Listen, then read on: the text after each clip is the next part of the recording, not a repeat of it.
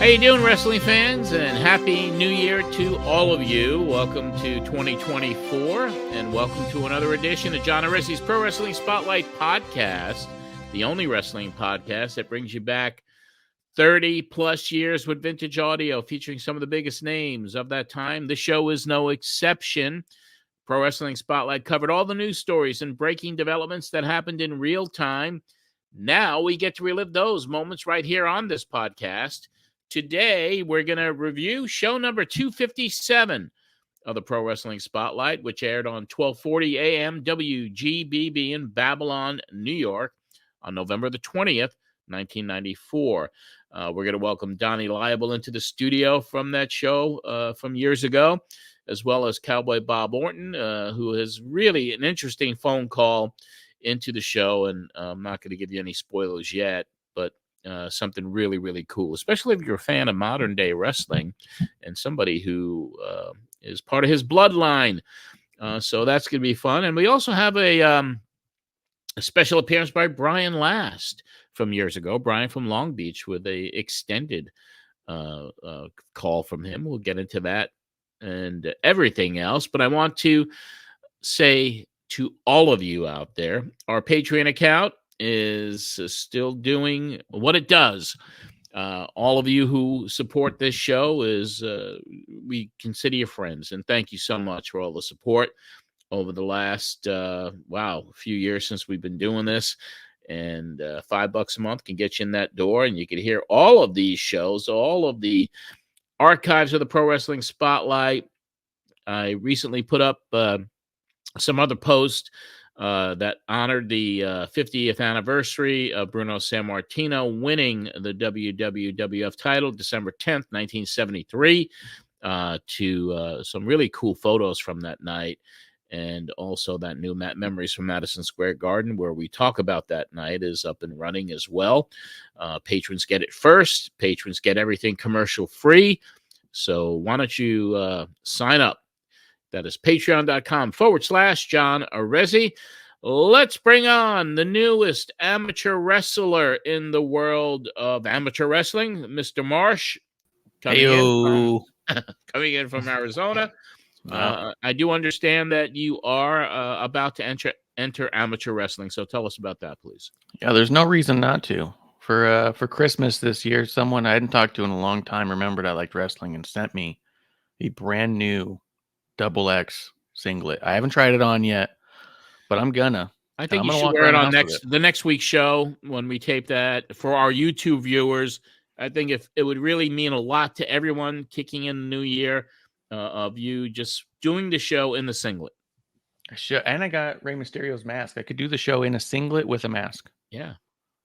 And also, if I could find my old wrestling outfit from 1978, I would wear that. Do you still have it? No.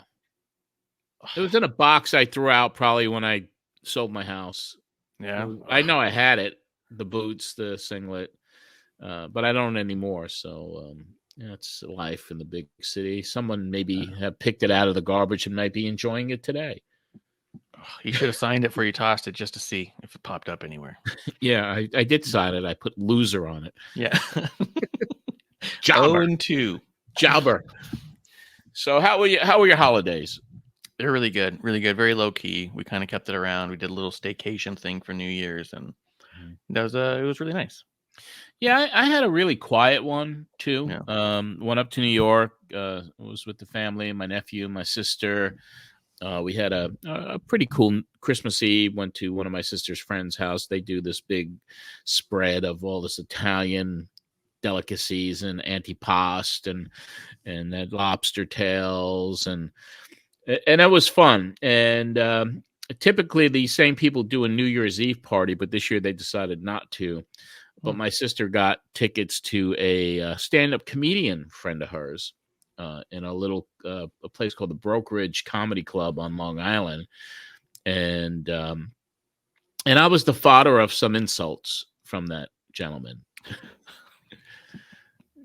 Because he's a ultra right wing guy, you know, He's a full-blown Donald Trump supporter and everything else. And he made one comment, something about Biden, and everyone started cheering and clapping, and I didn't. I just didn't, you know. And he just looked at me. He goes, "The only one who didn't applaud. You're a communist." And he kept coming back to me the whole night. But I was all in good fun. Yeah. Well, I mean, did you tell him communism gets a bad rap? It was fun, and he was a cool guy, and we hung out. And then New Year's Eve, my sister, my nephew, and I, we just watched the New Year's Eve celebration from Nashville. Actually, watched the Times Square stuff, and it was good. It was quiet, and I was glad that there was not a lot going on. Did go to a few movies while I was up in New York, as I typically do. Have you seen The Iron Claw yet? We saw that New Year's Day. What'd you think? I thought it was phenomenal. The way they did it was very artistically done. Yeah. Yeah, I mean, it was great. It was emotional. The line in the end killed me. Yeah. Yeah, I thought it was really, really well put together. I understand some people's gripes with some of the performances of some of the characters, but at the same time, like, I think the one thing that people forget about is what made guys like Harley Race special and Ric Flair special is they were one of a kind. Like, it's going to be hard to find someone that looks like them and or sounds like them and even can master their mannerism. You know what I mean? Like, they were like one of ones. So I think they were pretty spot on a lot of it. I think the character that played Fritz von Erich, I mean, that was phenomenal. I think the whole movie was phenomenal. It was a dramatization. So there were things that were omitted from history, and you have nitpickers out there. It was like, oh, they didn't mention this, or they didn't mention the brother that died, the other brother that had killed himself. And but I think it had the essence of the story of that family, the tragedy of that story, how popular those boys were, and how big the Von Erichs were in the wrestling business, and the crowd that we saw it. There were, people were like pretty amazed at this, especially if you're not a wrestling fan. It's like this was true. Yeah, so it was amazing. So I really loved it. I enjoyed it. I hope I hope that during award season it gets recognized. I think there should be some recognition, whether it's Best Picture or not. I don't know, but some of the performances, it's certainly worthy, and it was a good movie. I did see one other movie while I was up there too, and that one was called Poor Things with Emma Stone. Oh yeah, I haven't seen it, but I've seen the commercials. It looks neat. Oh, it was probably the most bizarre movie I've ever seen in my entire life. Okay. I mean, it was so good. It was so good. My nephew, who I went with on that, he was like, I don't know. I've never seen anything like this in my life. And it was good. Special effects, the brilliant scenic, the plot. And I've always been an Emma Stone fan, and this movie just blew me away. It was utterly bizarre, amazing, incredibly graphic in so many different areas. I would highly recommend it. That's good to hear, because my one thought I've had while watching the trailers is, are they trying to be weird for weird's sake and thinking it's going to come across as clever? Because sometimes just being weird or bizarre or something that no one's ever done is sometimes because it's just not a good idea to do it. You know what I mean? But if they made it all work, they couldn't even put in the trailers any of this true or just some of the bizarre graphic nature of this film and what this whole plot was about.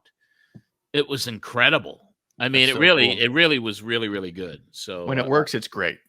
I would be remiss if you saw this and didn't come back and say, wow. I mean, that's what I was hoping. Like I said, when weird works, it's amazing. And sometimes people go like, hey, let me do, like I don't like those videos I see on TikTok where it's like, always keep them guessing. And it's like just people doing something and then trying to be as random as possible in a sequence. It's for no end, and it's for sake of, right? But if someone figured out a way to do a story that might feel that way, but actually tell you something, that's cool. Yeah. You know what I mean? Oh yeah, Like, it's kind of like Frankenstein in a way. It's just bizarre. I mean, yeah, it really is. But the I'm gonna check it out. graphic nature of it was crazy. Is it Not that bloody? I'm in. Because Yes, it is okay. So I'll have to watch it without my fiance. She does not like bloody. yeah, So, it's but I will watch it. very, very, very sexual as well. Well, then I'll tell her that might change her mind. I mean, Emma Stone is like full. Yeah. It's very it's graphic in so many different ways, but Wow. All I, right. I Well, I enjoyed it because I'm a little bit bizarre in my own brain. yeah. And sometimes it's cool and refreshing to watch something that is just so remarkably different. You get different feelings, you know? Yeah, it's So cutting edge in a way that I hadn't seen cutting edge in a film in many, many years. that's awesome. Can I ask you one thing about Iron Claw, just on the wrestling aspect of it? Because Sure. we had the amazing joy of being able to interview Kevin Von Erich last year. Hmm. And he had mentioned in there that he really wasn't involved in the making of this at all. It wasn't. Um, Not a consultant or anything. Without going down the rabbit hole I went down on my own show about how angry I was about that as a fact. But the interesting bit to me is that knowing that it's interesting that the movie's basically a biopic about him. It is. Like it kind of left me a little sour at the end when I was like, how do you not even put him as a just to I make sure know. he gets a little money on it? You know what I mean? Like I even know. if you say let's make you a consultant and not even ask you something. They have MJF as an executive producer That's my in the point. Is thing. he knows better. And Kevin should have, whatever it was. I mean, from what he said, they did it without him even knowing. He read about it, and then he got involved. And I guess the producers, directors, the actors, they all fell in love with him and the Yeah. family anyway. So, I but just want to see him yeah, get a I little think something. that was a injustice Yeah. for not putting him in as a consulting producer or something to put him in the credits and give him a payday from it. Exactly. That was my biggest gripe of the whole thing, is knowing that he's not getting a cut of this and it's Yeah. all about him. And then knowing that there was a few like really personal scenes that I was like, how do they know that? Mhm. You know what I mean? Well, look at it this way. I mean, what an opportunity, Tony Khan gave his sons. Yep. Yeah, yeah. How long will that continue? If they're smart, they make something of that and bring those boys back. And those guys did a pretty good job in the matches that they appeared Yeah. in, the one match on TV, and I guess they did a Ring of Honor as well. And Yeah. Kevin, that angle at the end was great. He came out and did the So claw. cool. But I mean, that's So just cool. that would be really cool if they would give these guys a shot. Yeah. They certainly need it. Like, who Yeah. knows what's going on with MJF now? I mean, there's all kinds of rumors and speculation. He really, he did the main event against Mojo, was at Nassau Coliseum on Long Island in his hometown, and he lost the title. Yeah. He got destroyed at the end. He's taken a lot of time off. And my nephew and I were talking about that before the show, because my nephew was like, we should go to the movie to see it. And I was like, listen, that's going to be a 4 or 5 hour show. I'm not sitting in the theater. I don't want to go there live. And the show had big attendance. So that's when we decided to go see Poor Things. But I said to him that if MJF loses in his hometown in the biggest match of his career in his backyard, if he loses the title, to me, that means that maybe he's done with them. We don't know. It could be a swerve, but he's a free agent as of 2024, and only time will tell. But imagine if he shows up at the Royal Rumble. It could be pretty big. Could be my hunch, my gut. I don't think he's leaving AEW. Yeah. But on the flip side, I really think he should. I think if he's ever going to get the notoriety that he believes he deserves and should be able to prove, he's got to leave. Yeah. Join Cody, join CM Punk, and look what they're doing. They're going to be in the thick of things. He worked really well with both those guys. He did. Could be interesting. And, finally, before we get to what happened all those years ago, The Rock, not a big surprise, but The Rock coming back. Yeah. When he said that line, where should I eat? Well, I'm here in San Diego. I like to be at the head of the table. Yeah. And that was it. You knew that something's going to happen. Yep. And the rumors swirling, the debates are happening, the anger. Everyone is so upset and so excited. And how do they make this work? How do you shoehorn that in? Like, it's a fun time to kind of just speculate because it could be anything. And I honestly, as much as there's things I prefer and don't prefer and would like and don't like, I haven't seen any of them that sound awful. You know what I mean? Everyone's speculation, yeah, that could be cool. Yeah. I like the whole idea of the build up. I look forward, as I always do, to the Royal Rumble. I think it's going to be a good one this year. Yeah. And going into WrestleMania, they've been leading. This had to happen. Rock against Roman has to happen. Yep, they've been doing it too long for it to not. You know what I mean? Yeah. Even in the beginning, when they first brought out like the Wild Samoans, the Offensica at the end of what was it, the Hell in a Cell? Everyone was like, "Okay, how do we get The Rock involved?" You know what I mean? Like it was day one, we knew. Yeah. So, well, we'll see what happens. We have lots of wrestling to watch, and we have lots of wrestling to talk about today on this episode. Yeah, you had. Yeah, let's go back. November 20th, 94. Episode 257. You had Don Laible in studio. I did. How many times do you think he was in studio? Maybe a handful, less than a handful between the three stations. Yeah, because not often. I know I haven't heard the entire catalog, but I have heard a good chunk of it. I was listening before I was even on, but I could only think of a couple times he was at events that you were at, so you recorded with him. But none of them were in studio. I couldn't remember. So just kind of a cool. I have the opening here where you bring him on. Awesome. Also, ironically, doesn't do a capsule. No capsule this week, but he's there in person. Isn't that something? Yeah. He goes one or the other, pal.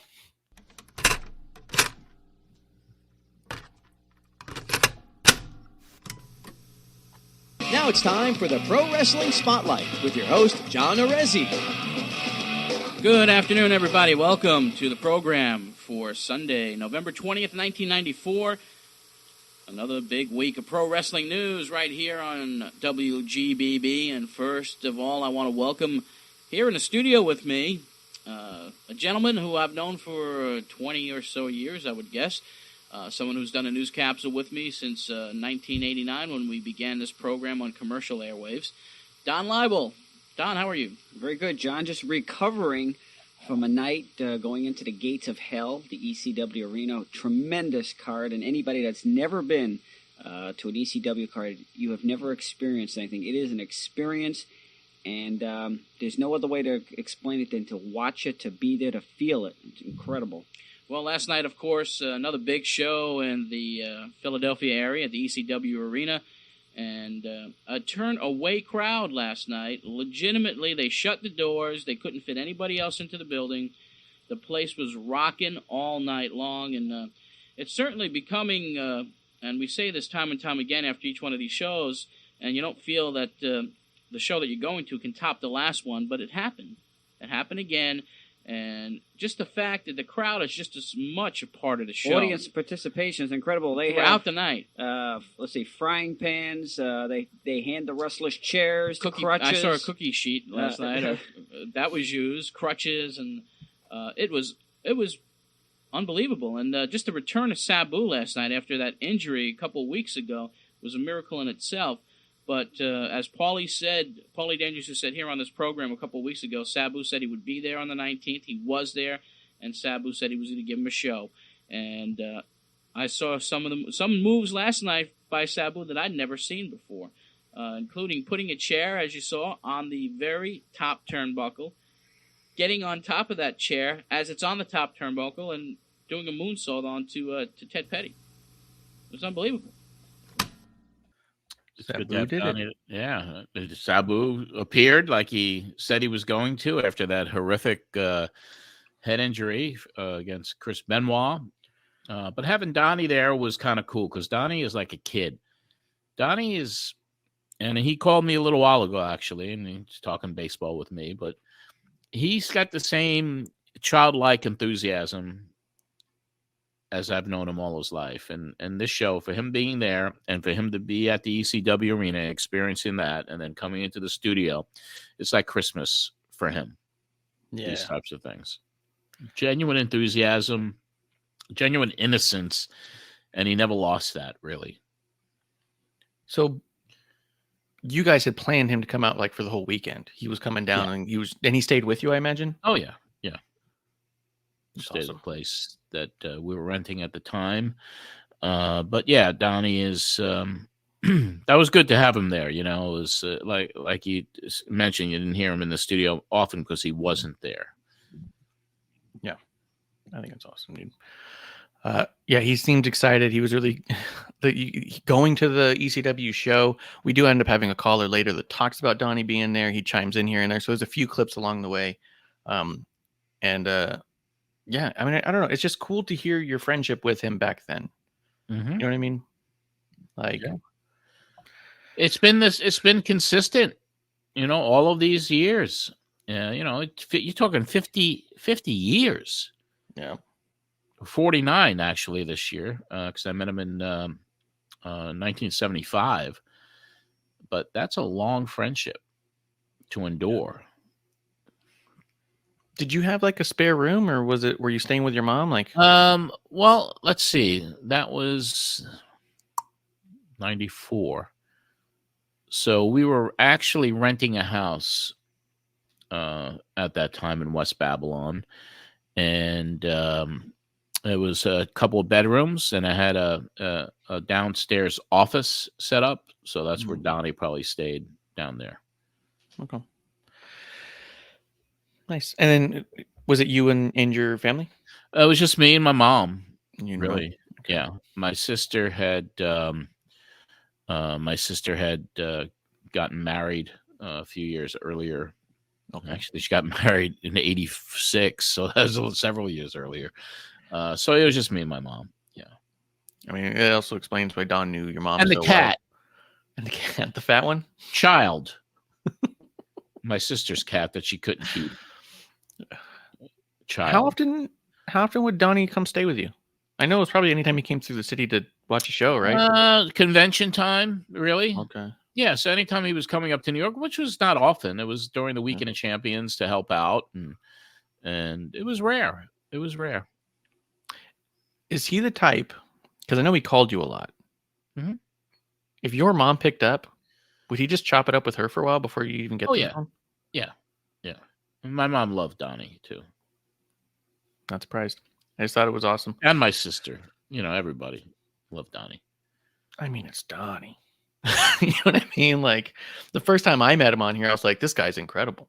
Yeah. And his energy. And like, there's certain people that you can, I mean, I haven't even met him face to face, but there's certain people where you get approached by them or you can feel like almost just this positiveness just emitting from you. Like, oh, that person's heart is made of gold. Yeah. And Donnie's the type. And what's so cool about Don, too, is the fact that he's very active. He's, closing in on retirement, and he works in the medical industry, and he's really doing that just to keep busy, to keep his health insurance until, he goes on Medicare. But he keeps himself active by writing. He writes for a number of different publications, but I would suggest, because he's written he's written. And there's a wonderful article he just wrote called "True Confessions of a Pro Wrestling Junkie" by Don Laible. And it talks about why he left wrestling. And it has this wonderful picture here of him with Nature Boy Ric Flair. And I'll hold it up for YouTube viewers if you guys could see it. I don't know if you can or not. Oh, yeah, there it is. That was like at Flair's debut at Madison Square Garden. So Donnie writes about baseball. He writes about wrestling occasionally. So if you want to check this stuff out, this is at go to WIBX, the URL, WIBX950.com. And then he also works for the Bradenton Times. So that's the BradentonTimes.com, where he does amazing writing about baseball. So if you want to check him out, I think he does both of these. He writes for both of them weekly. He does these columns. That's awesome. The Wrestling Junkie one, we should link that article on the Patreon. I would say yes. People would be fascinated by it. As a matter of fact, when he called me tonight, he asked me if I read it. And I said, yeah. I said, I was really surprised that you put that stuff out there. Because I know Donnie always wanted to write a book. And I told him, you should write it. You should write it. You don't need a ghostwriter. You're a writer. Yeah. You should do it. And whether you self-publish it or find a publisher for it, this guy was in the wrestling business for so many years, and he saw so much. And he loved it so much, and then he hated it because of, what happened when he was hanging out with the ECW guys. The amount of people that we know in different publishing circles, I can't imagine, even if he just wrote it, I can't imagine we couldn't get it pitched somewhere. You know what I mean? I've talked to him many years about it because the title is there, and he just feels he needs a ghostwriter for some reason. I don't know. That makes no sense. To put it in any structural order, I don't know, but I think that he should because he has a lot of tales to tell. Also, with him, tell the stories. Write it now, and then worry about the other stuff later, right? Like maybe there's no structure. Maybe you bring in a ghostwriter after you already have the meat of it. This is an argument for him. To edit it, yeah. I'm preaching to the choir on this one. I'm all like, tell him he has to.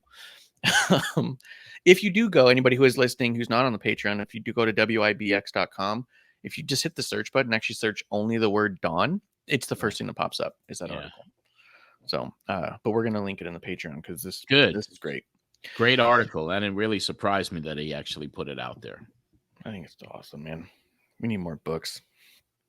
Let's see. Oh, and then, just quick shout out. Earl Hebner's got a book out now. He just released it with a small publishing company called Walking on Hot Waffles is the name of the publishing company.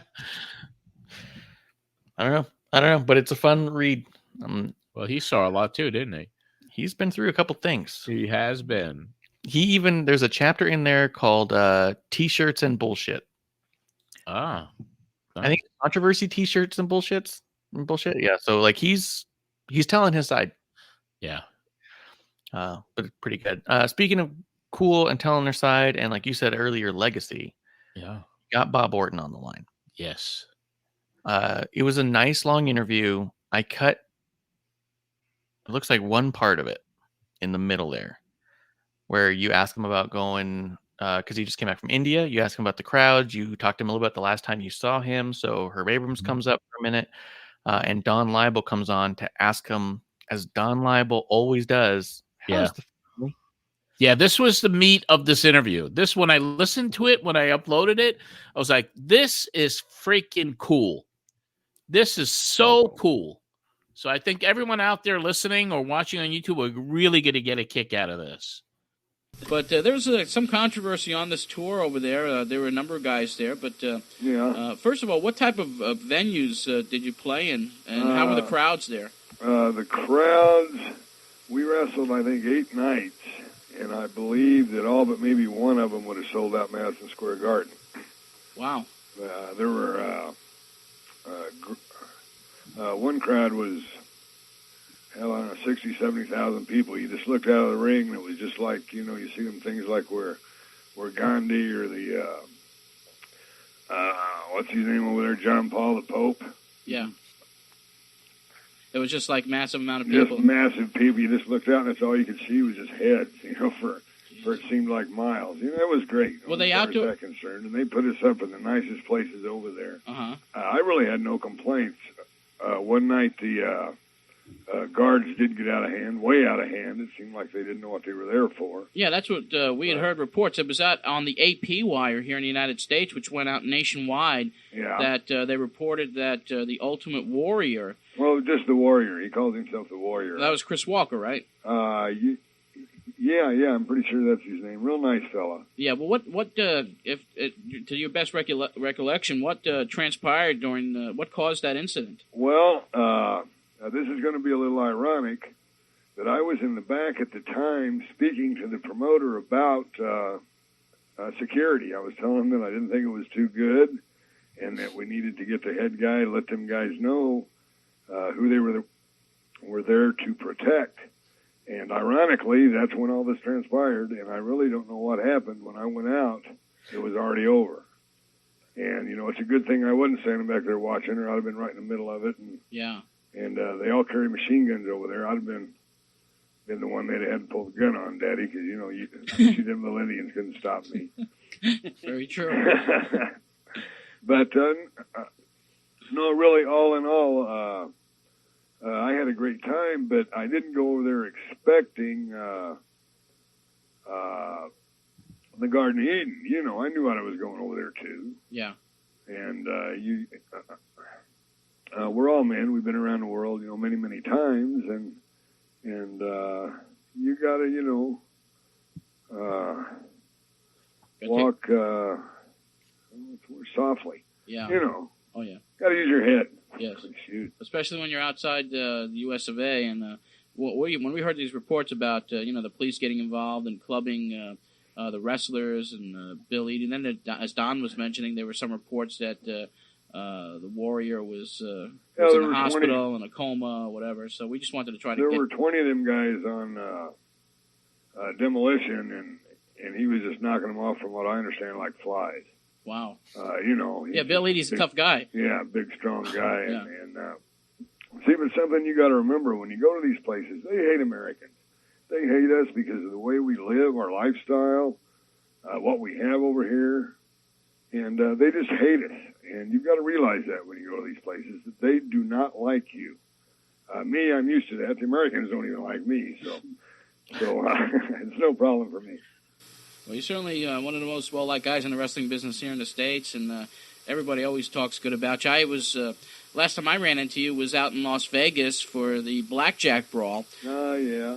Promoted by Herb Abrams. Yeah, and, he still hadn't paid me, that geek. Well, there's been a lot of reports about that, but also just the thing that really irritated me during your match was the fact that, he gave Ludwig Borger a chair. Oh, actually, it was...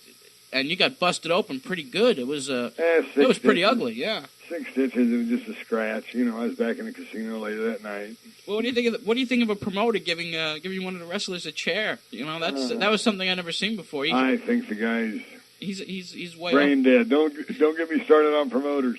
Well, I hope I've always treated you good. Yes, you have, John. But yes, you have. You were fantastic to work for. It was a pleasure and a nice place to go. Yeah, we had a lot of fun. Malaysia's beautiful, nothing like India. Yeah. But at the same time, like I say, they put us up in the great hotels, and as long as you stayed at the hotel around the swimming pool and stuff, it was okay. If you wanted to really open your eyes, just walk outside and walk around a little bit, and just look at the stuff. And I'll tell you, it makes you glad to be back home in the good old U.S. of A. Uh-huh. Well, Don Laible's here also, Bob, and he certainly wants to say hello to you and has a couple questions for you. Bob. Yeah. The times I spent with you up in New England when you worked for Walter Kowalski, a couple questions for you. One, how's your son doing? I know you had said in the past that he was doing quite well in amateur wrestling. He was state champion down here twice. He beat the national champion last year 3 times, and he lost to him once. And he started... high school this year, and to my surprise and amazement, he made the basketball team. He's not going to wrestle; he's going to play basketball. Oh, but by golly, that's what he wants to do, and God bless him for it. He's on the honor roll, and that's the important thing. How old is your son now? He's 14, and he's about a half an inch. Taller than me. I got to look up to the kid now. No kidding. Oh yeah. He's really growing. I've had him training since he was 9. So he's. Well, you were a very good amateur wrestler yourself. Ready. Yeah. Oh yeah. That was great. I mean that we should put that up as a short. Yeah, absolutely. I thought the same thing. Like incredible. Like the fact that he's even been training him since he was 9. I'd like to ask either one of them what that entailed. Like, is he just meaning like he had him running around? Did he actually put him in a ring and teach him how to run the ropes? Like, what did he mean by training him? Yeah. I had that opportunity in Joplin, Missouri, when I promoted an IWAS show there to do some TV and met Randy. And I guess he was 16 because that was in 96. So he was just 16, and what a respectful kid he was. I wish I still had the videotape. That would be nice. But yeah, so this is kind of really fascinating. You know, when you hear about a 14-year-old kid, and Bob said he's going to be playing basketball, but we all know that where he ended up, and that's going to be in the WWE Hall of Fame for sure someday. But yeah, when I heard that, I was like, I popped. Really, I was like, this is so cool to even discuss this. Yeah, immediately. And again, it's Donnie. You know what I mean? Yes. How's your son? You're like, why? Right.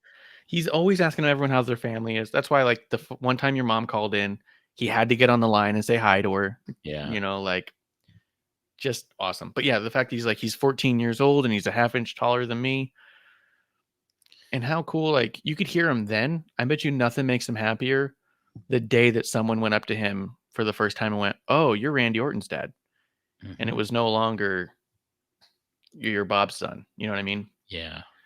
That had to be really cool for him, because I'm sure it's happened at this point. I'm sure. Yeah. I mean, as much as I respect him and know his career, not on the same level as you do by any means.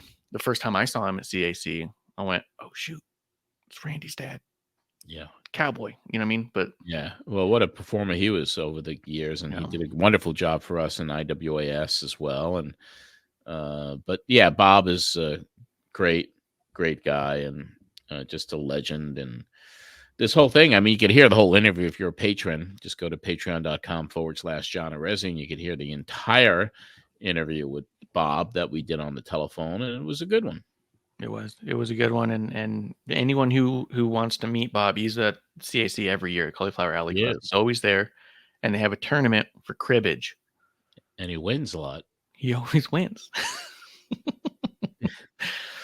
But I'll be honest, I'd have to learn how to play cribbage to even try to play it. So it'd be like if I sat down and he was teaching me, which he does with people. I've seen him. Someone, I don't know how to play. Well, let me teach you. He still will whoop you. Yeah. But like, the games that I would play in my age and state of mind today would be Candyland or Operation. Those are good ones. We should definitely petition that. Candyland. Yeah. Let's set up a PlayStation and have Candyland for people who don't want to play cribbage. So, Candyland was a board game for 3-year-olds. I know. I'm fully aware. I'm a master of Candyland. You will school you. But yeah, I mean, and then they ask him.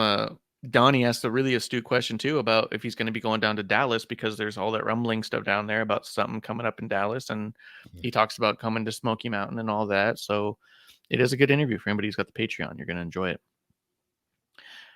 But moving along a little bit here, live from the Dennis Coraluzzo NWA tournament. Yes. Was Brian Last. Yes, he Brian called in. Yes, he did. He called in specifically to give you the results.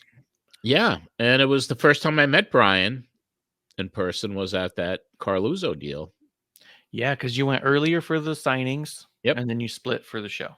Yeah, which didn't endear me to Dennis. He wanted us to stay in Jersey, but we did not. Yeah, you had a long drive ahead of you. Yeah, but Brian became very, very close to Dennis. So, but he did say, he didn't say the most complimentary things in this. Really? He was close with him? Very close with Dennis, yeah, because of Cornette. But I thought also Cornette didn't like Dennis. Well, they did a lot of stuff together. Didn't they? Okay, I didn't realize that. Because I don't think I've heard him mention Dennis Coraluzzo in a positive way almost ever. Oh, yeah? Maybe I'm brain dead. No. I also could be misinterpreting the way he says things. Yeah. Because he might even just be making jokes because he does like the guy or whatever, I don't know. Can't figure that guy's brain out. That's true too.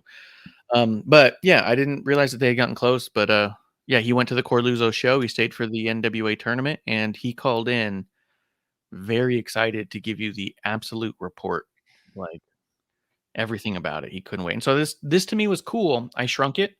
Yeah. You'll hear little fast forward tape sounds at certain points, so that way the breaks and the things don't sound like completely like canned. If you listen to the original Patreon Yeah, if you go to Patreon, you hear the whole thing. So for me, it was fascinating because Brian would normally call in and ask a question or maybe two sometimes, and that would be it. It would be a segment that would last a minute or two with Brian's calls and then the answer. But this was a lengthy one. So this is kind of like, if you follow Brian, and I certainly listen to the podcast still with the Cornettes, the two shows that he does, and I enjoy them every week.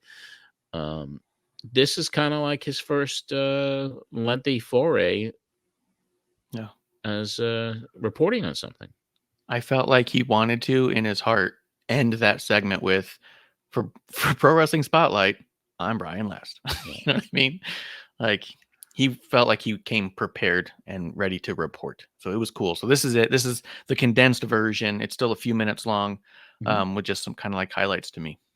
Back with the program, and I understand we do have someone who was at the tournament yesterday, Brian Last, and he's going to be joining us. And that before we get to the ECW report, let's find out what happened at the NWA tournament last night. Brian, are you there?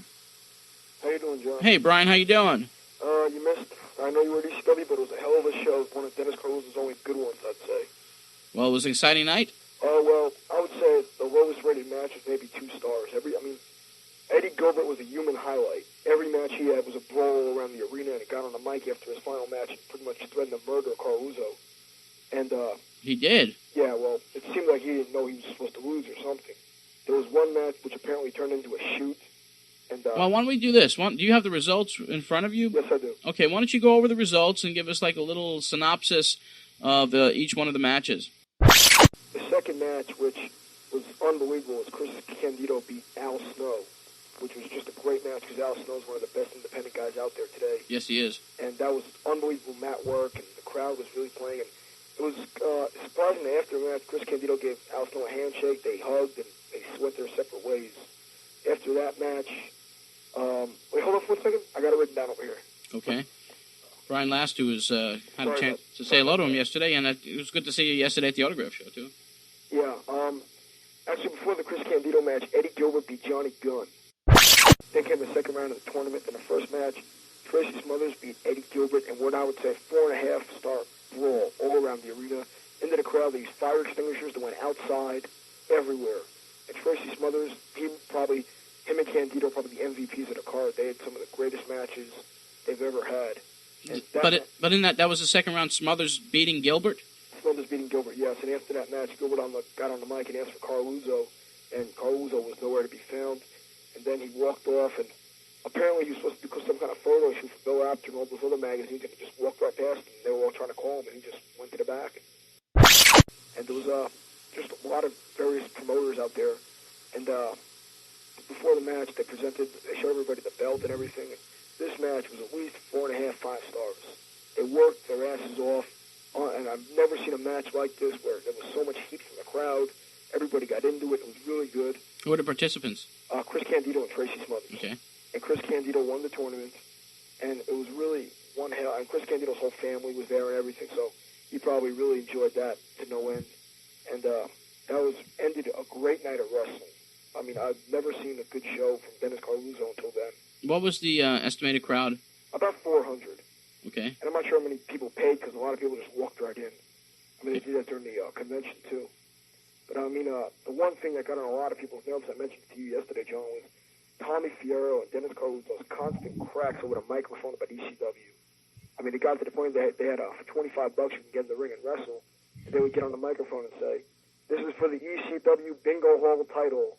The winner will get the ECW Bingo title." And they started calling out bingo numbers during the matches, saying bad things about Todd Gordon and various other wrestlers, and just...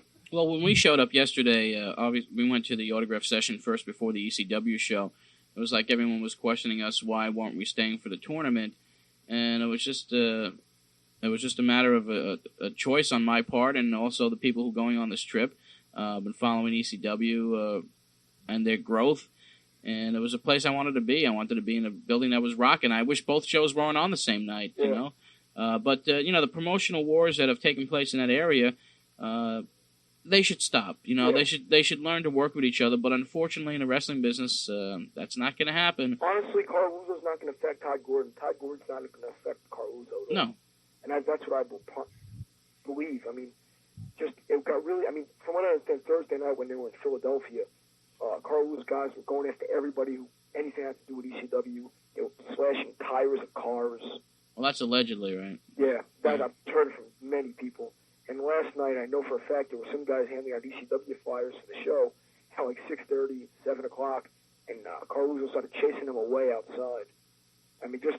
It's gotten ugly. Yeah, I mean, it really gets... I mean, it seemed that Tommy Fiero and Dennis Coraluzzo went out of their way to get on the microphone and just trash ECW. And I know several ECW fans confronted Coraluzzo and threatened to, like, hurt him bad. And, you know, just... It really is stupid. His kids were there, and they have to see this... Just for no reason, just trashing ECW. Well, our opinion here is everyone should try to get along together. And as far as these ugly incidents that are taking place, you know, I wish that people can get along. But hey, that's life in this crazy wrestling business. But listen, I appreciate your time today, Brian, giving us a first-hand report of what happened at the tournament, and we appreciate it very much. No problem, John. Okay, and we'll talk to you soon. Okay. Okay, thanks a lot. It was an ugly night in New Jersey. With all the shenanigans going on. It was cool, too. He was giving star ratings for every one of the matches and stuff. Mm-hmm. It was cool. I mean, that's kind of that was definitely a cool segment. It really was. And it was in the middle of this heated wrestling war that Coraluzzo just couldn't accept the fact that right over the bridge, you know, Todd Gordon is rocking it with Paul Heyman doing, you know, turn away crowds. Yeah. But it was very petty what was going on. Yeah. And at one point, I don't have the clip of it, but Donnie even asked one of the fans, because you guys get a slew of fans calling in. They were there that night and loved it, right? One of the ones who calls in, Donnie says, hey, do you think it would be possible? Like, how successful do you think it would be if they both just like threw down their arms and found a venue and used both rosters and did a show? ECW and Coraluzzo's NWA. And even the caller was like, I don't think it would land. He's like, there's just a lot of people, fandom of ECW, who are fully aware of what Coraluzzo's doing and his behaviors, that they hate him. Mm-hmm. And you just kind of go, God. And unfortunately, that turns the fans against each other, too. Yes. It's almost like, you know, on a much larger scale today, obviously, AEW fans, you know, they're the ones that are very vocal and very passionate, and they don't like any criticism towards AEW, and it's, you know, it's wrestling. Let everybody succeed. Yeah, I mean, why would you want someone to go out of business or trash, you know, their competitors? Competition is good.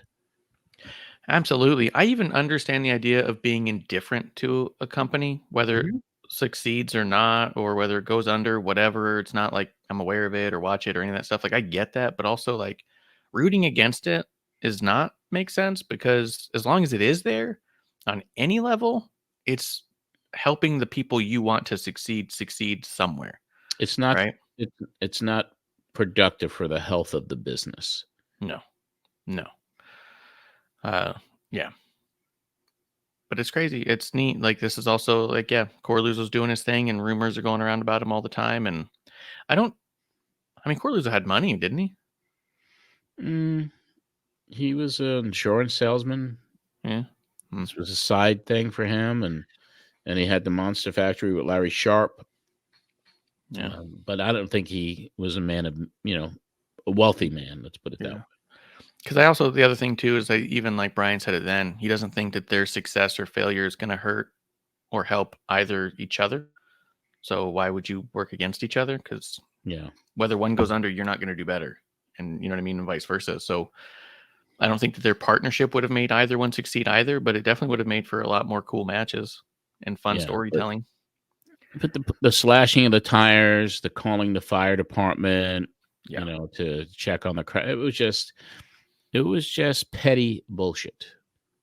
It was ridiculous. Let's see. You do go into the ECW show with Donnie. You break down the entire show with the results. And I didn't keep the whole thing because it is kind of lengthy of this match and this happened here. But I did snap a part in the middle where you talk about Sandman, and then you guys talk about Sabu's match. Okay. And then the big grudge match, Tommy Dreamer against Sandman. That was a brawl that took place throughout the ECW arena, and that one went everywhere. I got to tell you, as I've said to you earlier, I think the Sandman is a perfect example of creating, nurturing, and building your own talent, local talent that becomes a star. I thought Sandman, his interviews on television are incredible, his poise outside and inside the ring, and the heat that he generates with he and Dreamer yesterday. It goes back to what I was saying, that every match on there could be a main event. We hear that cliche so many times, but I think with ECW, it's a perfect example where every match the fans are so involved in. And Sandman, I can't help it. I've watched him on tape. I've seen him in person. I saw him about a year or so ago, and I can't help but to be a fan of his because he has progressed. Yeah, and it doesn't hurt when you have someone the likes of Nancy Sullivan, also known as Woman, in your corner. So that was she looked great last night. She really did. It was exciting. Of course, I didn't really see the end of the match, but did Peaches, the estranged wife of Sandman, get involved in that also? Yes, she did. I was dodging when you're up at ringside taking pictures or even sitting in a first or second row. After a while, if you're not watching both sides constantly, you might get hit. I moved out of the way towards that, but she did. I saw her come to the ring with the caning stick and whatnot, so I know she did get involved. Yes. Tasmaniac and Sabu taking on Joe and Dean Malenko. Incredible. Match of the night, in my opinion. I'll tell you, the Malenkos are master craftsmen when it comes to, we hear so much about Bret Hart, how much of a technician he is. I think he's his equal, or at least equal, with the Malenkos. And just seeing Taz and Sabu being brought to the ring, the lights and whatever. They had them both on a gurney. They were like chained in. 911 brought them out on a gurney. The lights were all out, and they hit the ring, and the brawl was unbelievable. Sabu wearing a neck brace for the legitimate injury that he has suffered, and he was mentally preparing himself to get out to the ring before the show. And he really wanted to prove himself to the people there, because the last two times he wasn't able to perform. The first time he had broken his ribs the night before against Cactus. And then, of course, the unfortunate neck injury from the last show, which was like 1 minute into the match. So he put on a performance last night, which I rank as the best performance I've ever seen him put on. The moonsaults, the fact that he, after Public Enemy, had interfered in the match at the end, just getting on top of, putting that chair on top of the third turnbuckle. And I don't even know how he kept his balance up there, and he did a damn moonsault off of it. It was incredible. It was certainly incredible. He was amazing during his prime. Wasn't he wrestling in a neck brace too, or did he come out? He was. Yeah. Insane. It's just insane. Yeah, and in the back before, just watching him try to psych himself up and get prepared for what he was about to do out there with a very sensitive situation with a neck injury that, could have killed him, but he's back. He goes back out there and he puts on the performance to that point of his life that I had seen watching him. The funny part too is that I've heard stories before about injuries happening and you performing anyways, and it's always like, oh, my shoulders hurt, so let's work the other side or whatever. How do you go to like, hey, just don't work my neck? Yeah, I'll just avoid the neck. And he's going on the top rope with a chair doing a moonsault. I mean, yeah, suicidal, homicidal, genocidal. Paulie had his those descriptions of him to the T. Yeah, absolutely incredible. But I knew that you guys were looking forward to it, especially with all the coverage we did of Sabu the last couple of weeks. I thought we should at least hear you guys talking about Sabu. And obviously that's one of the guys that people mentioned on all the calls was and Sabu, like, it's crazy to think. It's a golden age.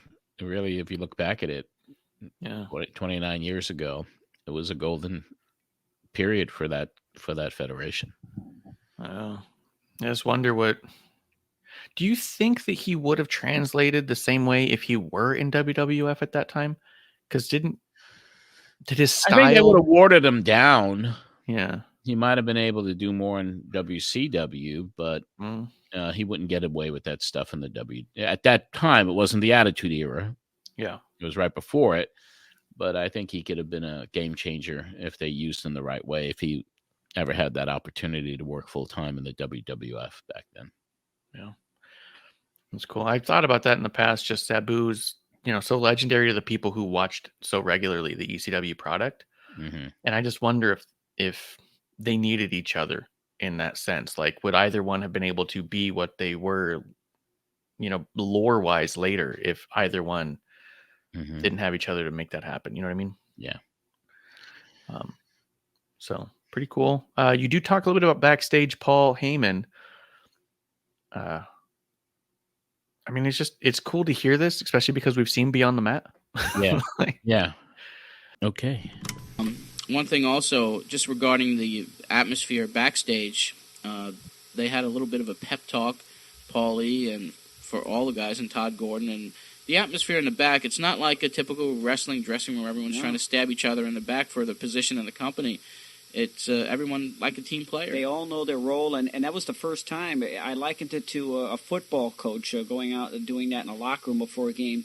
It was the first time in 20-odd years that I've been involved with wrestling that I've seen that, and I think that sets a good precedence. Everybody feels that they're important. It's not like they're a doormat for the main event. Yes, indeed. It was an exciting night, and the fans there, I really feel that one of the local press in Philadelphia, whether it's an evening magazine show or the Philadelphia Inquirer newspaper, a reporter, or someone should go to that arena to do a feature on what's happening in that arena. It's unlike any wrestling crowd I've seen live. They hand chairs, they hand crutches. It's a little subculture of people. Exactly. It's difficult to explain unless you're there to experience it. Now, I was there last June, and the atmosphere was rabid, but it was a lot different. When I saw them having to close the doors, I said, a lot of promoters wish they had that problem. Yep, that's very true. We're going to take a commercial break, and when we get back, we have lots more things to talk about in pro wrestling, so we'll be back after this. Yeah, it was a very unique subculture. That was a good way to put it back then. It really was. The crowd, especially those people sitting up front, they were as much a part of the show sometimes as the performers in the ring were. And it only got more. They only got involved more as time went by. Yeah. And, I mean, you called it then. People should be recording this stuff. Well, at one point, someone did. Mm-hmm. The only insight we've really seen to any of that is that, like, that Beyond the Mat. Yeah. And that was something that Paul did. I mean, and that Beyond the Mat, I believe that was their first pay-per-view. Donnie was there. I mean, he's in that scene where Paulie gave the pep talk. Donnie's in there? Donnie's there. You could see him in the footage. Yeah. So dope. Yeah. Yeah. But it was like Paulie was the football coach. He was like, just getting the troops, everybody circle around, and then Paulie goes up on the little stairway, and then he just goes to town and fires everybody up. Yep. This is the dance. Yeah. Yeah. It was an amazing time. That's cool. I wish I could see you backstage on Beyond the Mat. Every now and again when I watch old stuff, I'm all like, I saw a Studio 54 documentary, and I kept looking for Paul. Like, yeah, Paul right. In the crowd. Yeah, every time they showed a picture, I paused it. Uh-huh. It's kind of cool to see yourself back then. I mean, when I watch some of those old Madison Square Garden tapes from 75, 76, and I see myself shooting at ringside as young as I was, and seeing myself with George Napolitano and just shooting pictures and being there, it's kind of like it brings you back. Yeah. Like, wow, I remember that vividly, like it was yesterday. Yeah. So cool. It's my favorite part about this show. We got to go back and listen to stuff. As I say, I get warm feelings hearing your guys' friendship, and I wasn't there. So I can only imagine when you hear it back, you go, oh, yeah. Yeah. Yeah, it's fascinating. It really is. Just to cover it, and, not to give another plug out, but that Matt Memories from Madison Square Garden, where we reviewed the December 10th show 50 years later when Bruno won the title. and Carrie Silken joins us on that episode. It's out there for everybody. It brought me back to that magic night that Bruno won that title against Stasiak, and that we knew before the show started that Bruno was going to win. And it's really interesting to look back at it and to have the memory of those things. And then, of course, for this show, have the tapes that we can review each and every week. That's why when we talk about recycling again, it's something that I think we got to do. Yeah, I agree.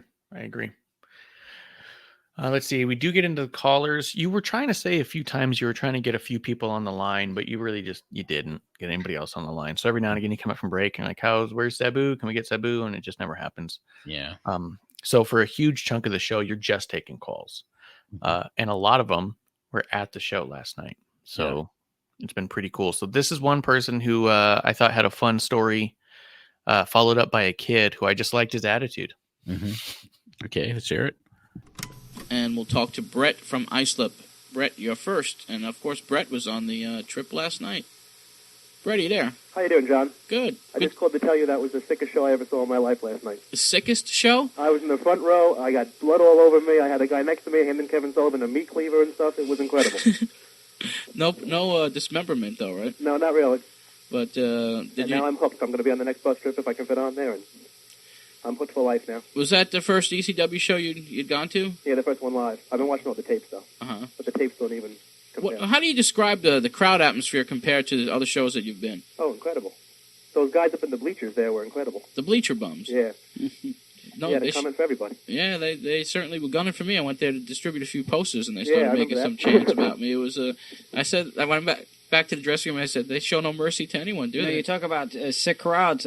One fella on the bus, as we were talking about earlier, he took back the chair that was used during the match, and there was blood on it, and he literally took the chair home. Mm-hmm. What a souvenir. My friend next to me got blood all over his pants and everything. So next time, I guess everyone in the front row, they should hand out, like, plastic... It's like a Rocky Horror Picture Show. Yeah, you should wear a raincoat when you go there. Yeah, it was amazing. But we appreciate you coming on a trip. Thanks a lot for having it. And hopefully we'll see you December 17th. I hope so. All right, thanks a lot for your call, Brett. Okay, take care. 955-1240 is the number to call here at the program. We'll go to Long Beach and speak to Dan. Dan, you're next. Hello? Hello? Yes, Dan, you're next. Okay. Yeah, well, you're on the air. Hello? Yes. What can we do for you? Yeah, I found out the guys that won the Survivor Series, the first one for you. Okay. They're Davey Boy, Jim Neidhart, Bret Hart, King Kong Bundy, and Bam Bam Bigelow. No, that's great. Bigelow, I appreciate that. That's a surprise for me. Will you be watching it this Wednesday? Yeah, I will. What are your feelings on Backlund turn? And what do you think of you think Backlund's going to come out of it with the strap? Well, I guess so, but I'm rooting for the Hitman. Okay. Anything else? Yeah, I need to know the real names of the Road Warriors and Papa Shango. Okay, Papa Shango is, let me check my book here, but I think it's Charles Harris, if I'm not mistaken. Mike Who lives in Las Vegas. Right, Mike Hegstrand is Road Warrior Hawk, and Joe, how do you pronounce his last name? I can't pronounce his last name. It starts La Gerentes, something like that? Papa Shango is Charles Wright, by the way. Okay. And Road Warrior Hawk is Mike Hegstrand, and Road Warrior Animal is Joe. Begins with an Laurna, something I cannot pronounce. Laurentes or something like that. Okay. All right. All right, thank you. Thanks for your call. 955-1240 is the number to call. Laurinaitis. Laurinaitis. I love that. You guys going back forever trying to figure out how to say Laurinaitis. Mm-hmm. Well, we only know that name now just because of Johnny. Yeah. Yeah. Fun. That was a good call. I liked him. He goes, yeah, and I need to know their names. Yeah, right now. Yeah, or else I'll start chanting what the fans at ECW started chanting at you. Yeah, which was "you fat fuck." Yeah. Well, I mean, at least the guy didn't at the comedy show didn't go that route. At least he strictly went for your communist background. No, he didn't go that route, but it was So he's like, I don't even want to get into it, but that's fine. It was funny. It was all in good fun. I had a blast. I'm sure as soon as he pointed at you, you're just all like, All right, here we go again. I'm the butt of another series of jokes. Let's do it. Buckle up. Hey, listen, I was just there just to enjoy it. And my sister pre-warned me, and she knew the guy really well. She says, just be prepared. I was like, I am. I'm cool. Don't worry about it. Let's see. A lot of calls. Paul from Philly, greatest show ever. Oh, I like that comment too that Donna made, that fans were taking home stuff because it had blood on it. Yeah. They're like, oh, we want that. And it was great. And the one guy's like, this was amazing. I got blood all over myself. I loved it. You're like, that's so weird. And he was talking about a meat cleaver. Yeah. So funny. Let's see. All right. So we got a couple more callers. This one is, because there's just a bunch of stuff in there about, one person calls in to find out what somebody, I don't know where he read it, but Miss Elizabeth had a non-compete clause and he didn't know what that was. So it's the first time you guys really break down the non-compete and how that works, which I thought was kind of neat. But Dominic from Queens calls in to give the results of a Tommy D show at Our Lady of Guadalupe. And my favorite part was that he started it with, it was just like an ECW show. And you're like, Tommy D's show, Universal Wrestling Superstars. I doubt it. Yeah, he said it was just like an ECW show. You got to check it out. And you're like, okay. And then he also asked you, did you ask Ron Sculler about those photos? So apparently he was trying to buy photos off of Ron, I think. So you said he's working. He'll see what he can do is what he said. So, and before we get to the next clip, someone asked what was going on with Ric Flair. You talk about how he's working backstage, and the rumor is he's going to work and team with Hogan next year. And the guy says that's, an awful spot for Flair to have to team with Hogan. And you said, but the money he got paid for the Hogan match, he is set for life. I think he files for bankruptcy 4 times after this. So no kidding, really? Something like that. He's constantly running out of money. But well, that's what he does every night. He takes his payday and he just spends it at the bar. I just loved it. Set for life. And I was like, 94? He'd find a way not to be. Could have. Yeah. He may be set for life now. Yes. Yeah. But here's 3 phone calls back to back, which I just got a kick out of. 1240 is the number to call here at the program, and we'll be taking your calls here at Pro Wrestling Spotlight for the next 50 minutes or so, and we're going to try to get Sabu on the line as well, because that would certainly be interesting, and we hope to have him on before the end of the show. Let's go to Rod from Medford. Rod, you're next. Hello. Hi, John. This is Rob from Medford. How's it going? Rob. How you doing? Good. I was at the show last night, and I was in the 3rd row, and there's no words to describe it anymore. You just have to be there to see it. 2 things about the show. I thought it was pretty funny watching Donnie Laible. He was running for his life the whole show. Twice I almost got nailed. Once I did get hit by Shane Douglas, and I got out of the way. Especially during that door collar match. You look like you just didn't want to be out there for that. Well, there was puddles of blood on the floor, and when you kneel down, a lot of times if you're trying to watch both ways who's coming at you, then you see these puddles of blood. A little difficult at times. And the other thing about ECW, where in America can you go home with sensational Sherry shoe as I did last night? Did you catch the shoe? Yes, I did. It bounced off my friend, and it was laying right in front of me. Picked it up, and I went home with a souvenir. That's a nice souvenir, I tell you. Unbelievable. It's just incredible. She hurt her ankle when Shane threw her into the ropes. She had heels on, and she couldn't run into the ropes, and she twisted her ankle, and they were tending to her after the show. She takes some of the most incredible bumps I've ever seen. She really does. She earns her pay, yeah. And one thing about the Survivor Series, the Backlund Hitman thing, I don't know, between you and Donnie, the hype for this match, I'm looking forward to this more than I was for the Flair-Hogan match. I don't know how you guys feel, but just what Backlund's been doing. Yeah, exactly. I can't wait to see this. And I'd like to say, some people like to say the 70s, quote-unquote, style, this and that. Well, it's taking a guy from the 70s to get your interest back again, and this old generation versus new generation. I'm quite proud to see Backlund back there in the top position, and probably will be getting the belt, and goes to show the old generation isn't so bad after all. This is true. Thanks a lot for your time, guys. Thanks for your call. Bye-bye. Good one. This was the guy who got to take home the Sherry Martel shoe, which I thought was funny. And hearing Dawn, like you said, almost childlike, oh, you got the shoe. I remember that spot. And describing, what he had to go through. running around ringside avoiding people and not wanting to kneel down because there were puddles of blood everywhere. Yeah, absolutely. And then was Jared on that line, or did I cut that where he wants to see if his friend can get in to wrestling? No, we didn't hear that. Yeah, so I thought I had added that, but as I'm reading the notes and realized that I didn't hear that, a guy calls in after that who one of his friends called in earlier, and he goes, "My friend wants to get into wrestling. He's always hitting himself with stuff at school and hitting himself with chairs and making himself bleed." And you and Donnie start laughing. You're like, "Well, that might be all he needs to know how to do." So, Hey, I used to freak people out in college, and because I used to be really good at being able to slam my head into a wall and make it look real. yes, I used to do that too in like high school and stuff. I would put my foot out and kick doors as people opened it. Yeah. And threw my head back. Yeah. And I constantly made people think they were hitting me with doors. When you're a wrestling fan as a kid, you start and goofing. people look at you like, what the hell's wrong with this guy? Yep. But you get another couple callers about venues, about an ECW.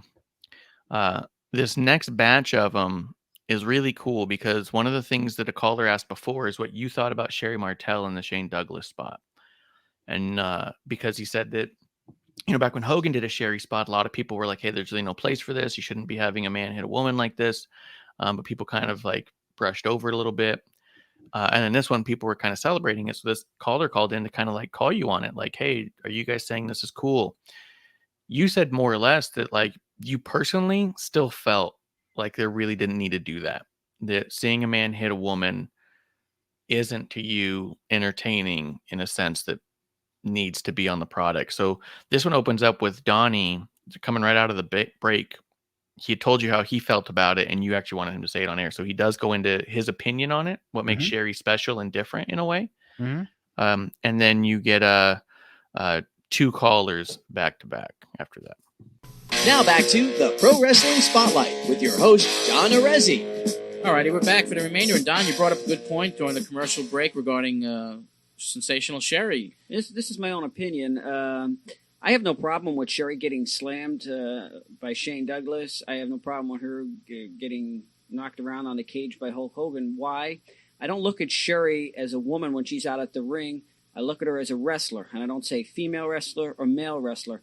That's her job to be out there. She knows what she's doing. She just happens to be doing it with 4 other men there. Could be 3 women or 1 man, however the combination is. She's a professional. Yes, she is a woman, but she's a wrestler, and that's what a wrestler does. They get involved physically and get thrown around, and if she didn't want to be there, she wouldn't be there. She's not the manager type like Elizabeth was, who didn't get slammed around or whatever. Sherry's a wrestler first, then she became a manager, and I personally don't have any problem with that. And our engineer Mark says she looks like a man in the first place. She's looking pretty good recently. She looked good last night, I'll tell you that. Looked very relaxed and certainly dressed elegantly last night in the back. She certainly a beautiful lady as well. Personally, very nice lady. We're going to go to Seaford and take our next caller at 955-1240 at the Pro Wrestling Spotlight. Mark from Seaford, you're on. Hello, Mark. You're next. Okay. You're on the air right now. All right. Oh, hi, John. Hi, Mark. It's a long time no talk to. This is like Mark from like back in the original 1989 days? Yep, the original 1989 days. How you doing? I'm doing all right, hanging in there. Question, maybe something that you and Don would like to look into. I heard that Vince McMahon signed a deal with Fox 5 to have a Super Bowl halftime show. Oh, really? That's something to check into. It's supposed to be a tag team steel cage match pitting Lex Luger and Bret Hart against The Undertaker and an unknown opponent. Maybe Ultimate Warrior. Possible. And you were talking about the Warrior returning at SummerSlam. That's Survivor I Series. also heard that Jake the Snake Roberts may be returning as well. Well, these are all rumors that we could try to verify, but Jake the Snake is another guy that I could see him going back to WWF. Yeah, and for the very reason, I believe that Jake, his bargaining power probably isn't there anymore, that he's more or less looking for work, and he still has the name with them, but I think they would be the ones that have him over the barrel now, so to speak. Yeah. Jake the Snake's certainly a big name, but like I said, he's burned a lot of bridges in this business and many promotions throughout the world. And he had his most success in the WWF, and he was a strong merchandising character for the kids. So I could see Vince taking him back. All right, John. Thanks a lot. Mark, good luck with good the talking show. to you. Thank you very much. Bye-bye. Haven't heard from Mark in a few years here at the program. We'll go back to the phones and go to Vito from Brooklyn. Vito, you're next. Hi, Vito. You're on the air. We should have let that play out. That's becoming my favorite song. Once a week. Knows a zippo about wrestling, but knows a lot about being a jerk. Can you name that tune? I can't name that tune. Do you know what it is? Do you know what it is? What is it? It's called I Am a Moron. No, Mark seems to know. He can name that tune. It's from Bugs Bunny. That thing with the Little Red Riding Hood. The one. Yeah. Where, is it really? Yes. I have no life either. I hear it every week. I have no life either.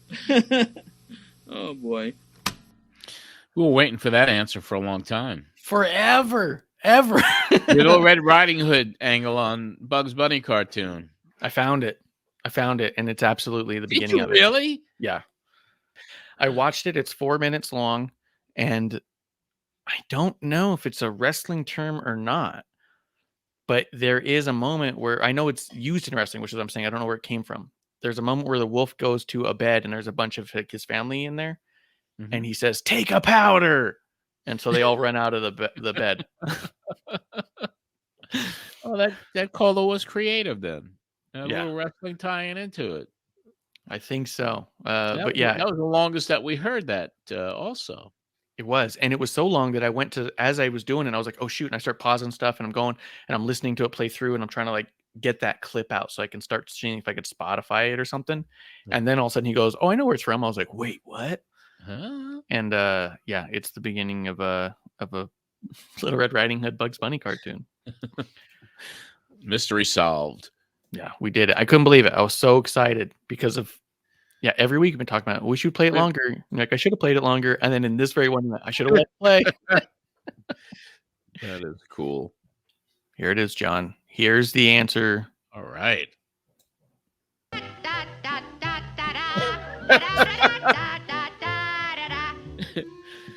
Look at that. Yep. And then she's going through the mountains and stuff. And then the wolf breaks in, and right here. Come on! Take a powder! This is my racket! What are you doing?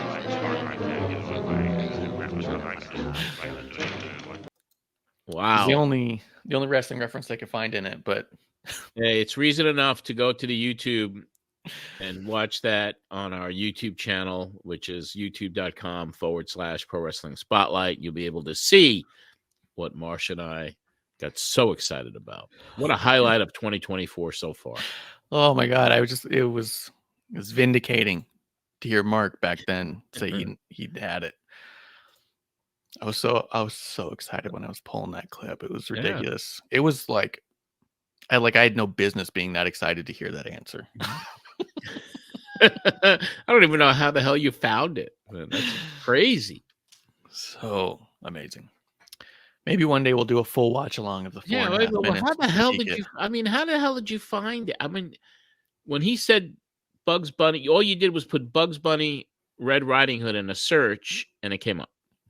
Yeah, there was a couple things, but yeah, I was digging around for anything that looked like Little Red Riding Hood having to do with Bugs Bunny. Yeah. And then when I pushed that one just to see, I was like, what about this one? It opened with it. That was the opening. I would have loved to have seen the expression on your face when you discovered it. It was like when Kurt Angle won his first championship.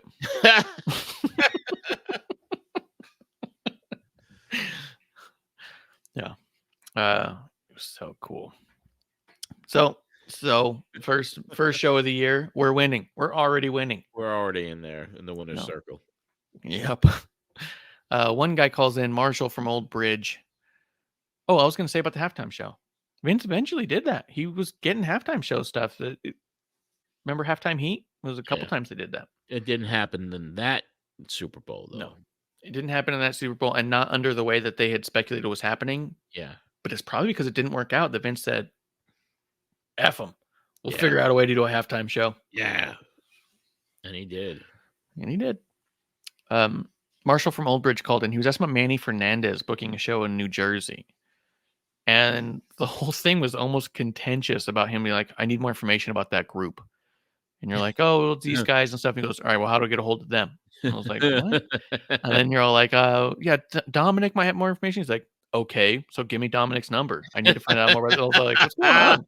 Like, this guy's trying to find Manny Fernandez. Like, yeah, so maybe he had ulterior motives. It didn't feel safe. It did not.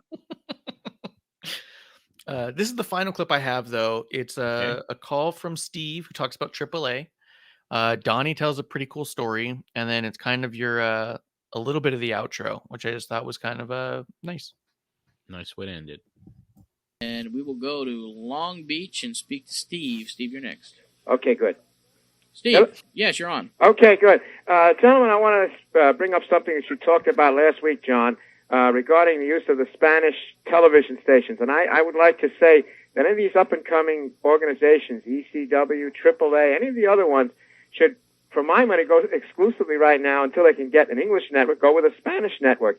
And the reason I say this is because I'm a devout soccer fan, and soccer has kept its interest up from the days of the Cosmos to the last summer's World Cup because of the Spanish-language telecasts on Channel 41 and 47 and the Italian telecasts on Sunday mornings on Channel 31.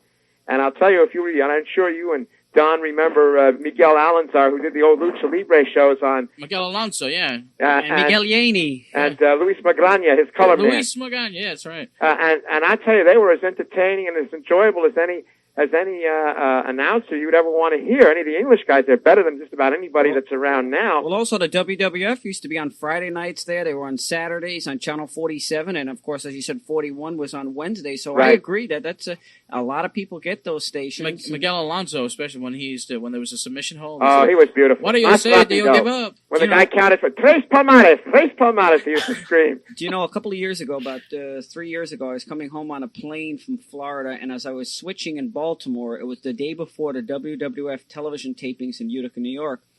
And just so happened, the crew from the WWF, the production crew, were getting on my plane. And it was a small plane, and who was along with them was Miguel. And this is incredible. He sat right next to me, and I had just come back from Florida from seeing Al Costello, one of the Kangaroos, and I had a lot of wrestling memorabilia with me, and I had an old LA program. And I sat next to Miguel, and he couldn't believe, when I asked him, tried talking to him, he couldn't believe that somebody knew who he was. He was, a little confused. And I said, yeah, Channel 41. And I'm trying to mimic the music and everything. Oh, I love that music. Well, when we got off the plane, and I asked him for his autograph, these people were all crowding around us, wondering, who is it? And I of course, I couldn't explain because they wouldn't realize or understand who it was. But he felt so shocked that somebody actually knew who he was. But remember, in between the tag matches, in between the rounds they would have that music playing. Oh, yeah. Remember that? And that infamous bell sounding at the Olympic? Oh, I went there a couple of times. I've got a picture of that telephone number. I still remember Richmond 5171. And tell me this. We all say how wonderful, I'm sure he has been. Howard Finkel's a great announcer. Right. There's been some, but nobody in my book. Yeah, I'm talking about play-by-play. Fink never did play-by-play. Right, no, but what I'm going to say is nobody could hold a candle to Jimmy Lennon when it comes to ring announcers. Yeah. Nobody. That guy's voice and he was an uncle of the Lennon sisters. Yes. Incredible. His son is a ring announcer, does boxing, and sounds just like him. Incredible. The one other thing I wanted to mention, why I say they could go with a Spanish network again with soccer. I'm sure you and everybody were aware of the publicity that Andres Cantor, who did all the games on the Univision television network, got. He outraged and upstaged all the English guys. And Tony Tirado, who did them before him for the old Spanish International Network, it was the same thing. So they really could go for this time being for a start with the Spanish announcers and just get the product on the air. The big problem I see, and I was on television in 1985 here on Channel 2 with Eddie Mansfield, who wrestled out there, and I saw him a few times, is to get into when they can build up a following and build up a good attendance base to fight their way into the Garden, because Vince has a lock on all three arenas, and that's going to be the biggest problem for these up-and-coming federations, to get in there, to force their way in and get the people who operate these three arenas to allow allow them in there and not worry about whether Vince is going to pout and go off and say I'm taking my product somewhere else. Well, the bottom line is the dollars that could be generated, and if, let's say, AAA comes back to the Paramount and sells that out, their next step is the big building. And because of the relationships that Ron Scola's partners, who also manage the band Salt and Pepper, they have relationships with these buildings. So that's one group that could possibly get in. But anyway, we got to run. We appreciate your call and your insights. Okay, good talking to you, John. Good talking to you. Bye. Okay, take care. And that was an interesting last caller for today, Don. And tell you, lots of things going on in the business. And I want to thank you for coming down here live in the studio today. Oh, it's just and accompanying happening. us on the bus trip yesterday, which was a lot of fun. A lot of fun. And I just like to say to the people, to the caller who stayed on the line for so long to get his digs in, which didn't get over the air. Save the time for people that really care about wrestling and not being juvenile and ignorant and all those kind of things, because it should be a lot of fun, and when it's not fun, you shouldn't be in it. And wrestling certainly has so many. It's like food, John. Everybody has so many different tastes to try, and that's what wrestling should be. Yes, indeed. And I also want to wish my dad a happy birthday today. And we'll be seeing you in just a little bit. Have a nice birthday dinner. And Don, you're, of course, coming to the birthday bash for my dad. Wow. Nice. My dad loved Donnie. Yeah. Yeah. Don used to visit. My dad had an apartment near Cypress Hills. And when I first met Don would come over, because he knew I was coming in. And he'd hang out with my dad and my grandma and me. And my dad really liked Donnie, and Donnie loved my dad as well. So that was really cool to hear, especially that this broadcast that we're covering was on his birthday back then. And I do remember, I think we went to the Trot Inn, which was a little restaurant for his birthday in North Babylon, New York. So yeah, that was kind of cool. Good way to end it. Yeah, when I heard that too, I was all like, what a perfect weekend for you this must have been. Yeah. You know what I mean? Donnie's coming to town. We're going to go to the meet and greet at Coraluzzo's. We're going to go see the CCW show. We're going to go have dinner with my dad. Like, this is a packed, amazing weekend. Yeah, and then all these years later, we find out the truth about that theme from Red Riding Hood and Bugs Bunny. I mean, what a way to wrap it all up in a nice little tidy bow. Perfect. But next week, Marsh, and I uploaded that show today. It's in the Google Drive. We'll put it out for our patrons Sunday. And we cover the death of Art Barr. That's what leads it off. Art was found dead in his car. And so we bring Ron Scola on to talk about that. And then Public Enemy is in the studio for the show. And it's hilarious. It's, not just them being in character and their digs and their little, playing off of each other. Obviously it started off sad, but it segued right into when Public Enemy showed up, which was about a half hour into the show. Mm-hmm. It was an amazing segment with them. And I hadn't heard it in so long, because I remember it as like, these guys are in character and they should have been out of character and not as kayfabe as they were. But listening back to it now, it was refreshing to hear these two guys that were like the hottest tag team at that time in the studio, talking about everything and just making jokes and having fun with the callers. And we also have Evan Ginsberg from the Wrestling Then and Now newsletter back then. And Evan is a historian, has been still around actually. And he calls in to discuss Art Barr, who they just had on he was on a college station. They did an overnight show. And so it really was a very jam-packed show, which is going to be show number 258 from November 27th, 1994, that we're going to review next week. That sounds cool. If you had to shotgun an answer, who do you think was easier to deal with in studio, Power Twins or Public Enemy? Oh, Public Enemy was just because they're natural, they're funny, they're not forced funny, they're not bullies. And they're not morons. I'm sure that would make the Power Twins very happy to hear. I don't think so. I mean, just putting it up on their Facebook. I mean, they just went hunting again, and they had dozens of pictures of them with slaughtered animals all around them. You know, one picture was like one of them holding a, with a knife and a hog. So though, I mean, what the hell? You've always been surrounded by characters. Yeah, always. Still am in so many ways. But this was a really good one. I like, coming into the new year and starting off the new year with this, and it was informative. Donnie was there. We talked ECW. We had some good callers. It was a good jam-packed episode, Marsh. So thank you for all that work, man. Yeah. As soon as that guy said Vito from Brooklyn, I said this one's going to be it. Yeah, something's going to happen here. There is no Vito from Brooklyn. So yeah, I'm excited. I'm happy. This kind of makes me even like more energized and look forward to what's coming up next. I know we're running towards the end here, but 1, 2, 3, 4, 5, 6 after today's show. 6 left. Yep.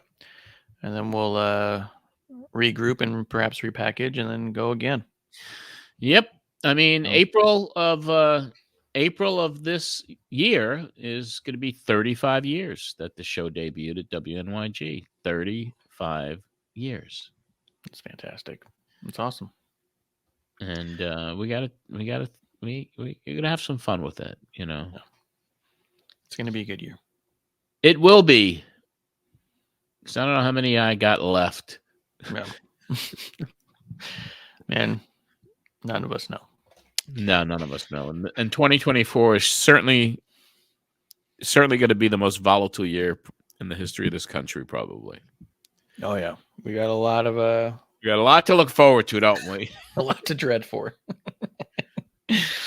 So awesome! I'm excited, John. Let's do this. And everything going else well for you on your podcast? What's going on? Give us a little update on what's shaking in Marsh's world right now. And where Wrestling on the Rocks. We've been coming back pretty strong on the audio side of things, and been having a lot of fun doing that. We record twice a week, but we chop it up and drop a little nugget every day, which has been a lot of fun to kind of get back into. Hanging out with my friends. One of my original guys, who was one of the reasons we even started one, has left the show for a few years, and he's back. Nice. He's back. He's re-energized. He's loving the product more than he has in a long time, which is why he kind of stepped away. Sort of like you, for a while, it's like, this feels negative and I don't want to be negative. So let me just take a break, Yeah. And so, it's been a lot of fun because we've been able to goof off again. So, well, that's what makes it really cool. When you're having fun doing it, like we have fun every week doing this, and for you to have Wrestling on the Rocks be re-energized, and you guys are all having fun with it. I mean, you got it. Everybody out there, check it out, will you? Yeah, it's fun. Come have a drink with us. We're your drinking buddies. But that's what we're up to, man. Yeah. Well, very, very cool. All right, Marsh, listen, I want to thank you again, and it's going to be a good year, and you have some exciting things happening in your life this year, don't you? Yeah, absolutely. This is the year we should be done by March with our current run, so maybe we'll get back together after the wedding. Yeah. Yeah. What I'm thinking of doing is, like, once this is over, like, we have 6 weeks, 6 shows left, which will take us probably in the middle of February, right? Yeah. Then you have a big event. I don't know if you want to tell everybody about it or not. That's up to you. So once that's over with, maybe we kind of relaunch everything in April. Yeah. Which makes it 35 years.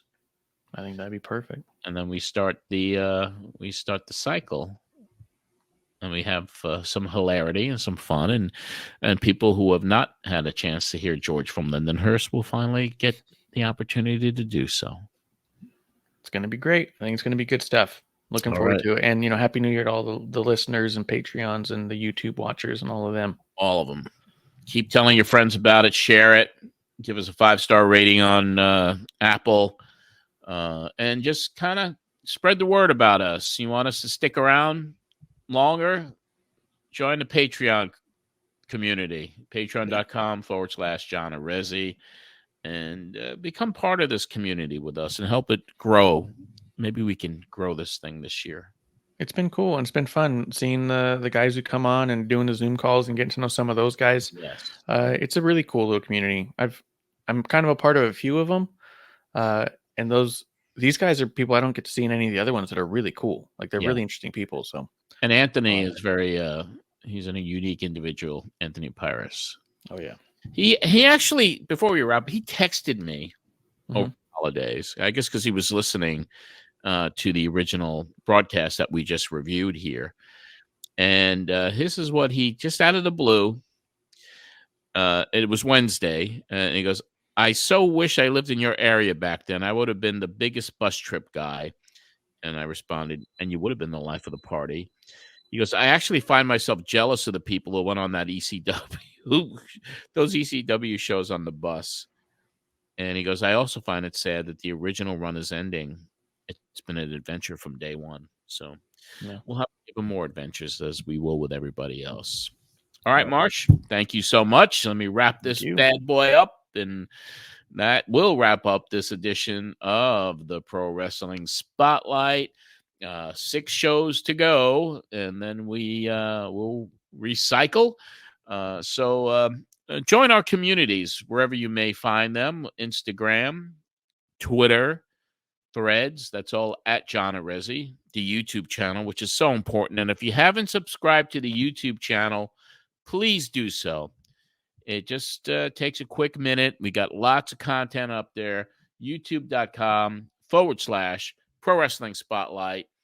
Also, Patreon, once again, $5 a month gets you in the door. Other levels to choose from. And I am, as I told you before the break of the first of the year, I'm looking to perhaps sell some of my archives on our Patreon page, because you're allowed to sell stuff on there now. So we'll see if we can figure that out, because I'm going to be diverting myself of a lot of this stuff over this year. And if you're a fan of history, keep tuned.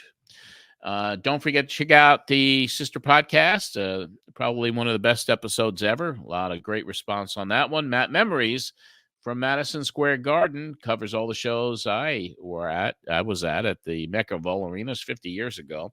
And that new show is up, reviewing that 50th anniversary of Bruno winning the WWF title from Stan Stasiak, December 10th, 1973. Carrie Silken is on that show with us as well. And that is co-hosted by Tim Poutre, written and researched by my dear friend Richie Garcia. I want to thank our producer and creative director, Marsh. And I want to thank all of the patrons, our executive producers, Anthony Pyrus and Joe Holloway, who will be joining us sometime here in January for a appearance. And all the patrons, each and every one of you, for your support, helping with the production costs for this show. Until next week, when we relive more history with you, this is John Arezzi for the Pro Wrestling Spotlight.